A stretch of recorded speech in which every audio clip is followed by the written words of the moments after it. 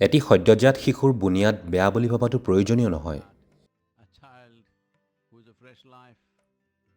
যাৰ বাবে আপুনি তাক বিভিন্ন নৈতিকতা, মূল্যবোধ, ধাৰণা আৰু মতাদৰ্শৰ শিক্ষা দিব লাগিব।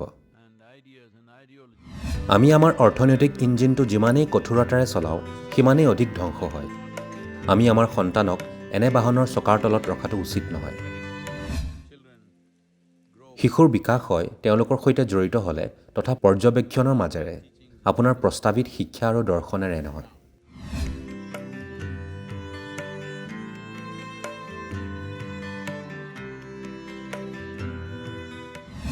যদি আপোনাৰ এটি সন্তান আছে, আপুনি তাৰ বাবে এক মৰমীয়াল, সুহৃদ আৰু উৎসাহদায়ক পৰিৱেশৰ সৃষ্টি কৰক।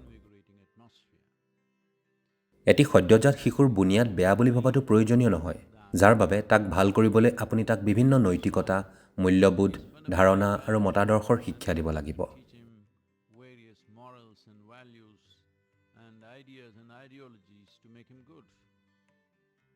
এটি শিশু, ল'ৰাই হওক বা ছোৱালীয়ে হওক, স্বাভাৱিকতে আনন্দময় আৰু ভাল হয়, কিন্তু তাৰ জীয়াই থকাৰ প্ৰৱণতা খুবেই শক্তিশালী।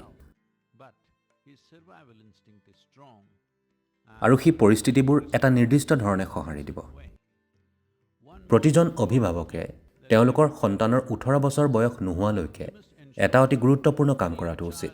যদি আপুনি আপোনাৰ ঘৰৰ পৰিৱেশ এনেধৰণে বৰ্তাই ৰাখে যে সি ভয় কি, উদ্বেগ কি, খং কি, বিৰক্তি কি, হতাশা কি কেতিয়াও বুজি নাপায়, আপুনি মাথো এনে পৰিৱেশ বাহাল ৰাখক যাতে আপোনাৰ ঘৰখন আনন্দ আৰু মৰমীয়াল পৰিৱেশৰে পৰিপূৰ্ণ। তেন্তে আপুনি নিশ্চিন্ত থাকক যে তেওঁলোক খুব ভালকৈ ডাঙৰ দীঘল হ'ব।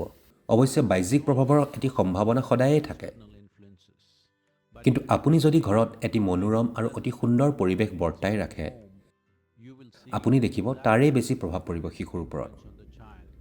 বাহিৰৰ যদি কোনো বাজে প্ৰভাৱ শিশুৰ ওপৰত পৰে, তেন্তে তেওঁলোকে জানিব কিদৰে সেয়া জোকাৰি পেলাব পাৰি, যদিহে ঘৰৰ পৰিৱেশটো আটাইতকৈ মনোৰম আৰু বিস্ময়কৰ হয়।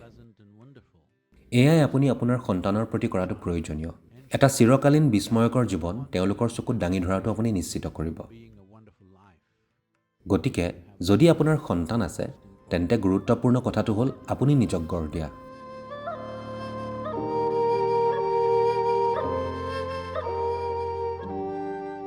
শিক্ষা মানুহৰ জ্ঞান আৰু সচেতনতা বৃদ্ধিৰহে আহিলা হোৱাটো উচিত, কোনো ডাঙৰ যন্ত্ৰৰ অংশ তৈয়াৰ কৰিবলৈ নহয়।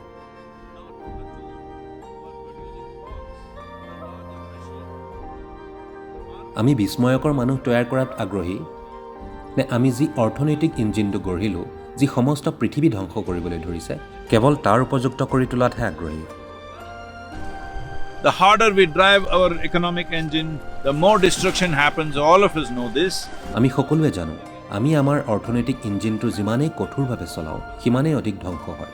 আমাৰ অৰ্থনৈতিক ইঞ্জিনটো ঠিক এনেধৰণৰ ইঞ্জিন য'ত আমি সকলোৱে এক্সিলাৰেটৰ হেঁচি ধৰি আছোঁ, ফুল স্পীড, কিন্তু কোনেও ষ্টিয়াৰিংডাল ধৰি থকা নাই। আমি আমাৰ সন্তানক এনে বাহনৰ চকাৰ তলত ৰখাটো উচিত নহয়, যি মাত্ৰ এফালে গৈ আছে, য'ত ষ্টিয়াৰিংডালৰ ওপৰত কাৰো নিয়ন্ত্ৰণ নাই।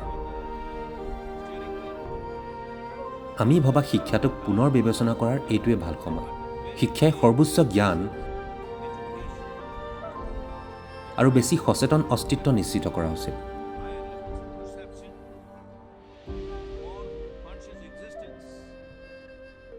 তাৰোপৰি শিক্ষাই প্ৰতিজন ব্যক্তিক মানৱতাৰে উপচাই পেলোৱা উচিত।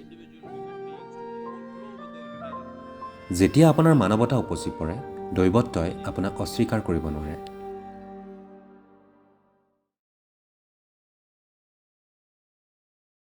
আপুনি যদি এজন উল্লেখযোগ্য ব্যক্তিৰ উদাহৰণ দাঙি ধৰিব পাৰে, আপুনি বেছি প্ৰতিপালন কৰাৰ প্ৰয়োজন নাথাকে। শিশুৰ বিকাশ হয় তেওঁলোকৰ সৈতে জড়িত হ'লে তথা পৰ্যবেক্ষণৰ মাজেৰে, আপোনাৰ প্ৰস্তাৱিত শিক্ষা আৰু দৰ্শনেৰে নহয়। অনুগ্ৰহ কৰি এনে এটি উদাহৰণ দাঙি ধৰিব। আপোনাৰ সন্তানটো যেনেধৰণৰ হোৱাটো বিচাৰে তেনে মানুহ হৈ দেখুৱাওক, তেতিয়া আৰু একো কৰিবলগীয়া নাথাকে। কিবা উপায়েৰে তেওঁলোকৰ মনত আপুনি এজন ছুপাৰষ্টাৰ হ'বই লাগিব। তেতিয়া আৰু আপুনি চিন্তা কৰিব নালাগে যে তেওঁলোক ক'ত যাব আৰু কি কৰিব, কাৰণ তেওঁলোক আপোনাৰ দৰে হ'ব বিচাৰিব। আপুনি কৰিবলগীয়াখিনি ইমানেই, নিজকে এনেধৰণে গঢ়ি তোলক যাতে সন্তানে আপোনাৰ দৰে হ'ব বিচাৰে।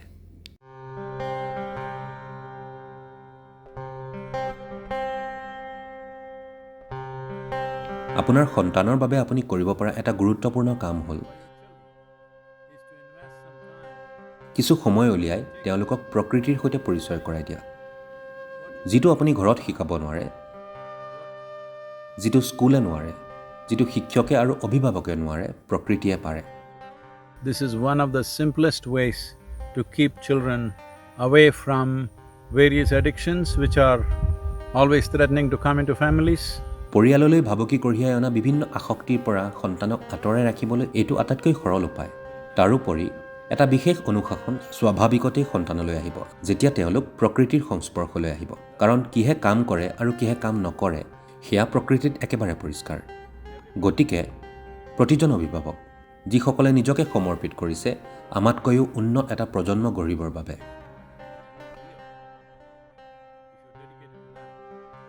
এক নিৰ্দিষ্ট সময় উলিয়াই নিজৰ সন্তানক অৰণ্য, পাহাৰ, নদী, মহাসাগৰ যিয়ে উপলব্ধ তালৈ নিব লাগে। কোনো কথা নাই যদি আপুনি কোনো দীঘলীয়া অৱসৰ বিনোদনৰ বাবে যাব নোৱাৰে। আপোনাৰ নগৰৰ ভিতৰতে পাহাৰীয়া ঠাই বা তেনে কিবা থাকিব পাৰে। তেওঁলোকক নগৰখনৰ ইমূৰৰ পৰা সিমূৰলৈ পৰিভ্ৰমণ কৰিবলৈ দিয়ক। এইটো আপোনাৰ শাৰীৰিক আৰু মানসিক স্বাস্থ্য আৰু তাৰোপৰি শিশুৰ যথাসম্ভৱ সম্পূৰ্ণ বিকাশৰ বাবে অতি গুৰুত্বপূৰ্ণ।